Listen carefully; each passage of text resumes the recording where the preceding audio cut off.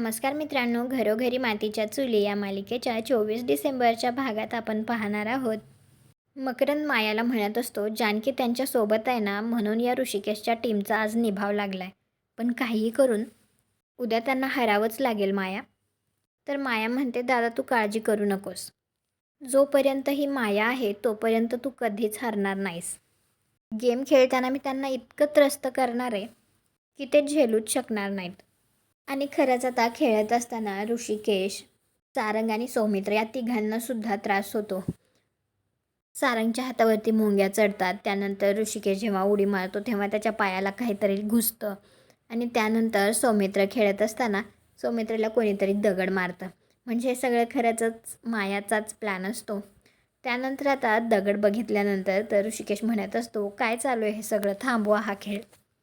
तर मकरंद म्हणतो, खेळ थांबला तर तुम्ही सुद्धा थांबाल, म्हणजेच तुम्ही हाराल. बोला, हार मंजूर आहे का? तुम्हाला काय वाटतं, ऋषिकेश हार मानेल का, किंवा तो तसाच खेळत राहील? कॉमेंट करून नक्की सांगा. व्हिडिओला लाईक करा, आपल्या मराठी मालिका चॅनलला सबस्क्राईब करा. भेटू पुढील भागात.